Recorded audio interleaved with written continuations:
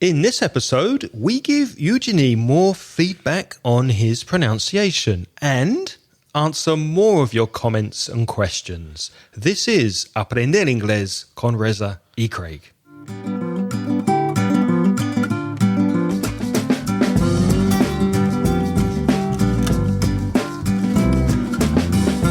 Welcome, my name's Craig. And my name's Reza. And together with over 45 years of teaching between us, we'll help you improve your English and take it to the next level. Hi, Reza. How are you, Craig? Very well, thank you. How's it going? I'm fine. My thumb is beginning to slowly cure. Good. I'm pleased to hear it. It's scarring over. We had scar last week, didn't we? Cicatriz. So to scar over means to cure, get better, to heal, you could say. It's healing. That's good. Do we have any feedback? We do. We have a comment on the blog from Mar. She says, "Hi guys, and congratulations for your great podcast. The correct word to translate milestone is hito in Spanish, H-I-T-O. This is a word we usually use for business purposes. For example, hemos cumplido los principales hitos del proyecto. I suppose you could say in Spanish, we've reached the main milestones of this project, or something like that. Did you know that word, hito? Yes, I'd forgotten about it, but she's reminded me now. Yeah. We don't use escalon for that meaning. Okay. To be honest, I didn't know escalon before. But this is the trouble if you always trust dictionaries, because occasionally they do say things which are maybe not quite right. Mm-hmm. Hope this helps. Kind regards, Mar. Well, Mar, it certainly does help. Thanks very much. Yep, thank you, Mar, for that. So milestone. Moving to Spain was a milestone in my life. What were some of the milestones in your life? How would you use that word to describe your life? What were the milestones looking back the last 20 years or so? Moving to Spain is definitely one. Moving back to Belfast is certainly another. Moving a lot. Moves tend to be my main milestone. Do you think it was a milestone in your life to study to be a teacher? Yes, as well. To make that decision? It certainly was. They're usually big decisions, aren't they? Milestones. They're usually markers in your life that really change direction or really have a large effect, a big effect on your life. Milestones. Craig, I think we have some more feedback, this time from Mexico. Yes, we heard from Edgar Ubaldo a couple of weeks ago from Mexico, and he sent us another message referring to an episode we did about the wall between... The Berlin Wall? Not the Berlin Wall, no. The wall that Trump wants to build between the US and Mexico. So let's hear what Edgar says. Hello, Craig and Reza. This is Edgar talking again. This time I would like to share with you my opinion about immigration and the thing about the wall of Mexico and United States. Okay, first of all, I agree with Reza and the way he thinks about immigrants should come to another countries, but they also have to make an effort to be integrated in a society. When we go abroad, let's say that I take a flight to United Kingdom and they drive on the left, so I am forced to, if I want to drive, I should drive in the left.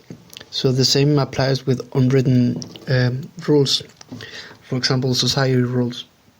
I'm not asking for you to behave completely different and to be someone that you are not, but I think you should try a little bit harder if you want to become part of the society and eventually kind of the part of the city and the country. So that's my thing.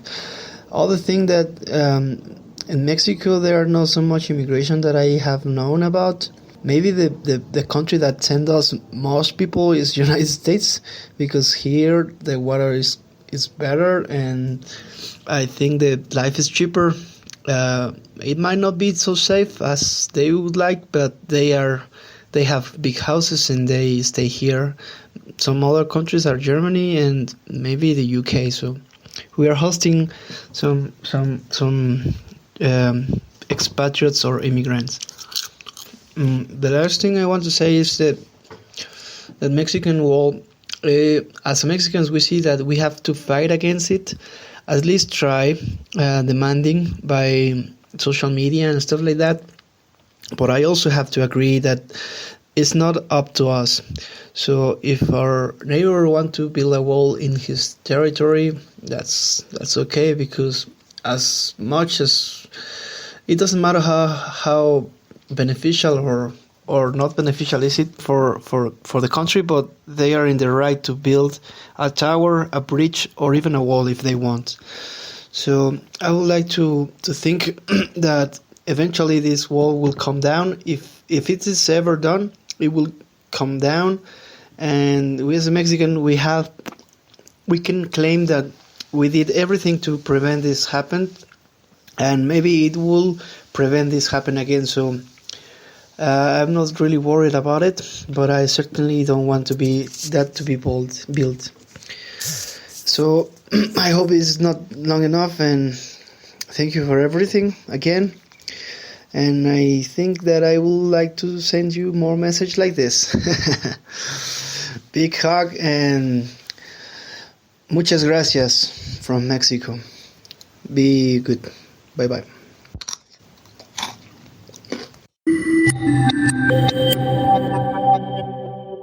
From the place in the middle of the moon, Edgar says. I didn't know that Mexico could mean that. According to some people, it's the place in the middle of the moon. That's lovely. Oh, it sounds nice. I wasn't aware of that.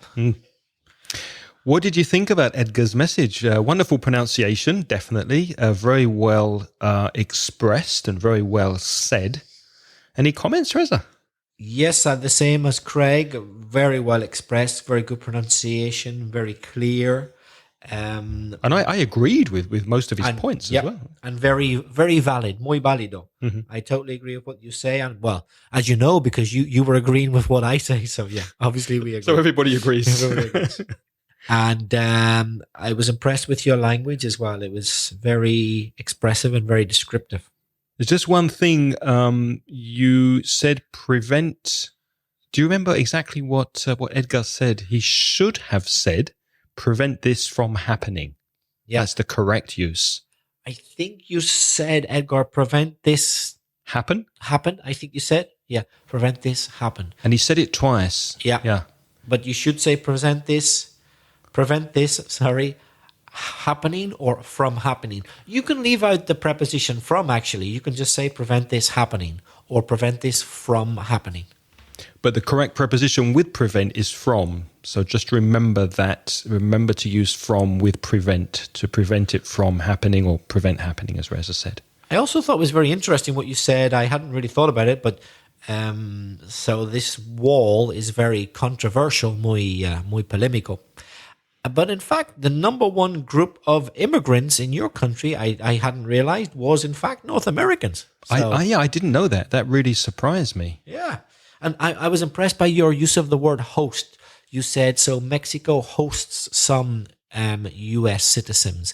They host, that means you are the place where they've come to live. You host them. You can host a party. People come to your house. So Mexico hosts some immigrants. And Edgar said that perhaps the Americans, the North Americans that go to Mexico as expats would like it to be safer than it is. I was curious to know really how dangerous is Mexico, because we hear stories over here in Europe that there is a crime problem, that it is dangerous, but then so is North America. I mean, there are many, many cities in the US that are really dangerous if you go into the wrong areas. Are really violent. There's lots of drug abuse, lots of crime. So if you do send us a voice message, anybody who's living in America or Latin America, how dangerous is your country? How safe do you feel there? I'm curious to know what my friends will do. I have a couple of students who are going to visit San Diego very, very soon, in a couple of weeks, in fact, maybe next week, sometime in March, I think, or maybe April. And they're going to a conference. They're doctors. There's a conference in San Diego. And as you know, San Diego is right on the border. Mm-hmm. And just on the other side. Southern California. Yeah. Just on the other side is Tijuana. Yeah. So I've asked them to let me know what they think if they go and visit Tijuana. Mm-hmm. Let's see what it's like comparing San Diego with Tijuana with just, a little border in the middle. Let's see if they're really so different or similar. I'll get some feedback from them if they visit. Yeah, they could say hello to Gabriel, have a coffee with him. Yeah. I'd love to go to Mexico. I really, really would.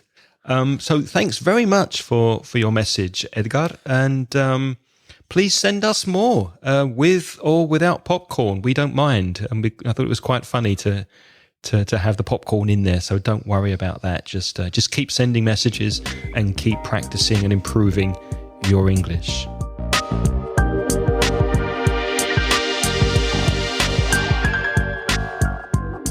Any more feedback, Reza? Yes, we had some fascinating feedback from Javier from Tolosa, who sent us a wonderful system for recording, learning, and revising vocabulary. It's amazing. Yes, he also sent us an email, so let me read that for you. He says, "Hi, Craig and Reza, how are you? This is Javier Gonzalez from Tolosa. I would like to share with you and with all your community one good practice that I use to improve my vocabulary. Since I am very absent-minded," what's absent-minded in Spanish? Oh, I'm not quite sure. Despistado. Despistado, that's it. Yeah. You're right. "I have created this database, base de datos, database in Access, that's Microsoft Access, to put the words I want to learn in. I explain all the rules of this application in the attached PDF. I'll send it to you, I'll send the database to you and a sample of the recorder." Now, first of all, thank you, Javier, for doing that. That's very, very kind of you. I had a problem opening the Access file, so I couldn't actually see that. But I did look at the PDF and it looked very, very impressive, very organized. So in Javier's system, you write the word or the words you want to learn. Then you write the translation in Spanish. Then you write the word family. So is it a noun, an adverb, an adjective, a verb, etc.? Then you record your voice and you have an audio file of the vocabulary. And also you have a field, which is un campo, to write an example sentence. And one example I saw in Javier's PDF was the phrasal verb settle down. So he'd written settle down, to settle down, phrasal verb, establecerse, sentar cabeza. Then an example sentence, I nearly got married, but I wasn't ready to settle down. And there's an option to review the vocabulary by double-clicking in the translation field. You can also write sentences. You can print out lists from the database and select different things. It's a very, very impressive system. And you saw the PDF as well, Reza. What did you think? Very, very impressive, very logical, very rational, very helpful. And it really will help you. Craig and I are trying to describe it in the podcast, but really you need to have a look at it to fully appreciate how it works. And Javier's agreed to let us share his email address for you if you want to contact Javier and find out more about how to use this database. So I'll put his email address in the show notes at inglespodcast.com/149. So go there if you'd like to contact Javier. And I'm sure he'll share the information with you. There's one small thing I'd like to add to this, and that in my experience in the past, a lot of students have built similar systems in spreadsheets and spent a lot of time putting in words and translations. And I think you can overdo it. I think you can do it a little too much, because it's not only inputting the information, it's also revising and practicing and rereading the words after. So you have to get the mix right between using these systems and also practicing the language actively so that you remember it. But that's definitely an excellent system. And if this is the kind of thing you like to do, it's a wonderful way of increasing your vocabulary and learning new words. And one thing for your phone, I've recommended this in the past. There's an application called Memrise, which you can find at memrise.com. That's MEMRISE. And it's also a very, very useful application for remembering and revising words and vocabulary. And it's also free, right? Which is also great. Yeah. And if you have other recommendations for the listeners, any apps or methods that you are using to learn, revise, and remember vocabulary, please let us know, as Javier did, and we will share them on the podcast. Next, we have an audio message from Eugeni from Barcelona, who has contacted us before. So let's hear Eugenie's message. Hi Reza, hi Craig. I'm Eugene from Barcelona again. Thank you very much for answering my message. Wow, in fact I made quite a lot of mistakes, but I took note. I'm trying to do my best and I'm very grateful. Well, I'm a bit deaf, with the sounds of English, and I am trying. So let's get down to business. Today I bring more doubts, more pronunciation stuff. And the first thing is the sound, the diphthong in chair, air, I don't care, parents. Do I pronounce it well? Because I'm struggling with this, as you said, with the schwa sound maybe. I am not really comfortable with this. Oh, another sound that is difficult, it's the sound in bird, flirt. Am I pronouncing it well? Bird, I don't know. Maybe I have to improve. So it will be useful if you do a lesson on one of these sounds. And I'm also interested in improving or getting better with the S. When is the S voiced? When is voiceless? S, Z. So I don't know. I don't know if you can do something about this. Thank you very much. Your podcast is great. You are great. Goodbye. Thank you, Eugene, for your message. Always a pleasure hearing from you. I liked his expression, let's get down to business. Yeah. That's quite uncommon, isn't it? Al grano in Spanish, no? Es al grano. To begin to get serious, when you're beginning to negotiate or conduct business, it's a very nice expression to begin the meeting. Let's get down to business. Let's start. Any comments about, I thought his pronunciation of those vowel sounds was really good, actually. Good, yeah. I thought it was very good. Yeah. The diphthong air in words like chair, bear, pair, there, where, parents, which we spoke about last week with, I think it was with Mamen's message, was also correct. I don't care, those kind of words. I think it was very good. Yep. And what do you mean exactly by diphthong? A diphthong, a monophthong is a single vowel sound. So an example of a monophthong is e, or a, or I, just a single one. A diphthong is when you get two vowel sounds combined. So this example, air, has two vowel sounds, e and together. Air, bear. That's a diphthong. And other words he mentioned, another sound he mentioned was the sound in words like bird. And he mentioned the schwa, which is the sound. Well, the sound in the words he mentioned, like bird, shirt, skirt, it's exactly the same as the schwa, but it's longer. It's a longer vowel sound. So it's not it's in words like bird, flirt, shirt, skirt, nurse, enfermera, nurse, and first, etc. And I think, Eugenie, you pronounce it very well. Yes, almost perfect, in fact. That is if you want to follow Oxford English pronunciation. But to get back to one of my obsessions, since I'm a provincial boy, soy de provincias, if you were to go to Scotland, by the way, where I'm not from, but in Scotland, don't be surprised if instead of hearing bird, flirt, shirt, skirt, you hear bird, flirt, shirt, nurse, and first. So people really do speak like that. They do. So when Craig quite rightly tells you the pronunciation, he's referring to Oxford English pronunciation, which is not used by everybody, but we use it as the standard to help give everybody an idea of a pronunciation that everyone will understand.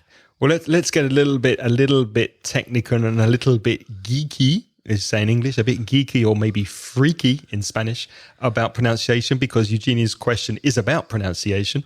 These sounds that I'm modeling and I'm using are from something called the IPA, which is the International Phonemic Alphabet. And these are these symbols that you see in dictionaries and very often in course books. If you've studied English with a course book, at the back of the course book in the appendix, in a reference section, you usually have a chart with these symbols and an example word, like bird, for example, or EC. So these are the standard pronunciation symbols that have kind of been accepted for teaching and pronouncing English. But that doesn't mean that people always pronounce words this way, and that's the problem. So if you want to model or copy some kind of English pronunciation, I suggest this one, because this is the accepted standard. But as Reza says quite correctly, you go to Scotland, you go to Ireland, you go to Belfast, and you hear different vowel sounds and different pronunciations. Or the United States or Canada. Anywhere in the world where English is spoken, you're going to hear native speakers speak with different sounds. I think Eugenie had another question about voiced and unvoiced z and s. Yes, the typical S maybe and Z, the S and the Z. Now, this is probably best if you go to the show notes and look at the words I'm going to say to compare these two sounds. And you can find the show notes at inglespodcast.com/149. Now, there's the Z with voice, con voz, and there's the S without voice. And the way to really practice it is to put your hand on your throat, garganta, and feel the vibration when your vocal cords vibrate with the voiced sound. So listen, z, z, z. I can feel my throat moving, z. You can also put your hand on your head and feel the vibration in your head, z, z. And this sound is in words like does, has, cruise, crucero, cruise, his, please, is, zebra, was.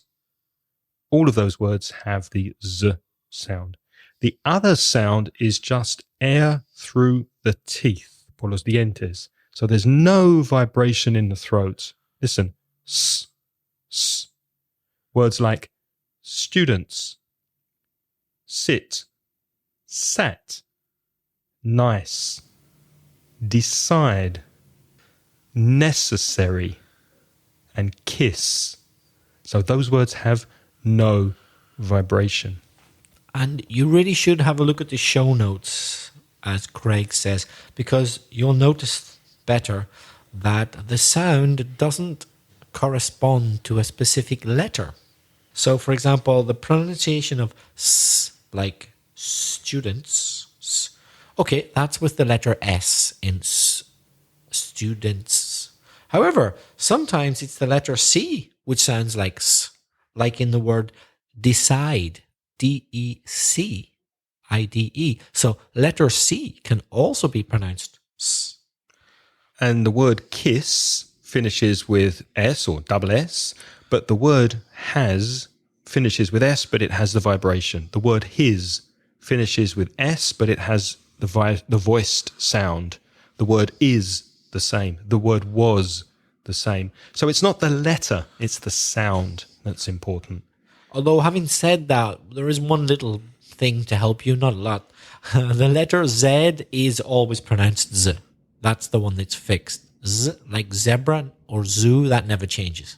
Right. Z is Z always. Yep. But letter S can be pronounced like letter Z, Z, or it can be pronounced the other way. S, it changes. Mm-hmm. Shall we practice, Craig, just to demonstrate a little bit?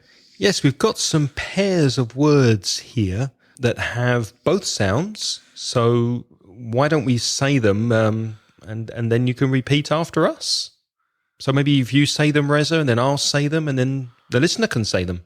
So listen to these words, and the first word has the unvoiced sound, so the S sound. The second word has the voiced Z sound.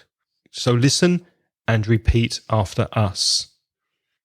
Advice and advise. Advice, advise. Price, prize. Price, prize. Loose, lose. Loose, lose. Niece, knees. Niece, knees. Close, close. Close, close. Peace, peas. Peace, peas. Race, raise. Race, raise. Rice, rise. Rice, rise.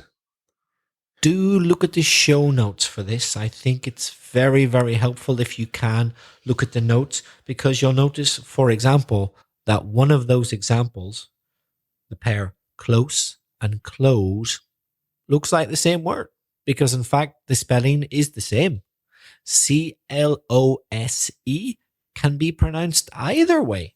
You can pronounce it close and you can pronounce it close depending on the meaning. It's the same spelling, but the pronunciation changes according to the meaning. So close, that's unvoiced, cerca, and close, voiced, cerrar. Is the bank close to here? Yes, it is, but I'm afraid it's closed. It's not cerrado. So close with the voice sound is the verb, to close. The shop is closed. The bank is closed.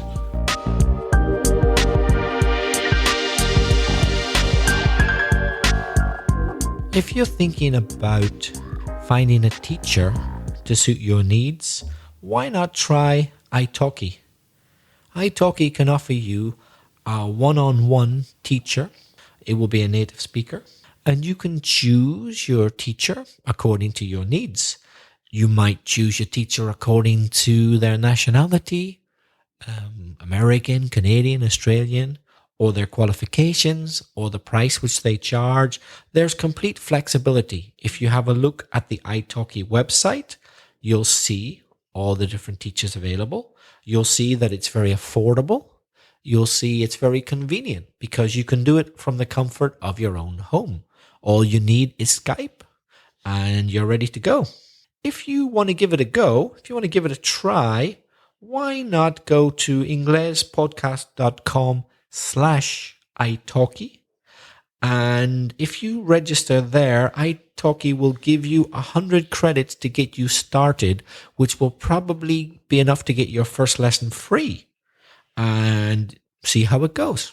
Craig and I would like to thank italki for sponsoring Aprender Inglés con Reza y Craig. And now it's your turn to practice your English. We love to get your feedback, which you can send us by voice message at speakpipe.com/inglespodcast, or if you prefer, send us an email with a comment or question to me, Craig, at inglespodcast.com. Or to me, Reza, at belfastreza@gmail.com. And for more detailed show notes of all of our past episodes, if you'd like to support our Patreon program to obtain those past show notes and transcriptions, you can join our wonderful sponsors at patreon.com/inglespodcast. Inglés podcast. And our lovely sponsors are Lara, Carlos, Zara, Mamen, Juan, Sara Jarabo, Cory, Manuel, Jorge, Raúl, Rafael, Manuel Tarazona, María Riederman, Maite, Calacín Pérez, Lorena. It's difficult for me to say Pérez and then Lorena in the same sentence. Lorena, I apologize. Pedro and Ana Charta, our latest sponsor. Thank you so much for your support. And thank you too to Arminda from Madrid, who continues to transcribe full transcriptions for our latest episodes. We now have 131, 134, 135, 136 and 138. Probably more. It's difficult for me to keep up with Arminda because she's doing them quite quickly, and these podcasts are sometimes recorded in advance. So there may be more. For all the latest transcriptions, go to inglespodcast.com/149. Reza, what's next week? On next week's episode, we'll be talking about English expressions from the sea. From the sea. That sounds interesting. So, join us next week. Thanks for listening, and until next episode, it's goodbye from me. And goodbye from me. The music in this podcast is by Pitts. The track is called See You Later.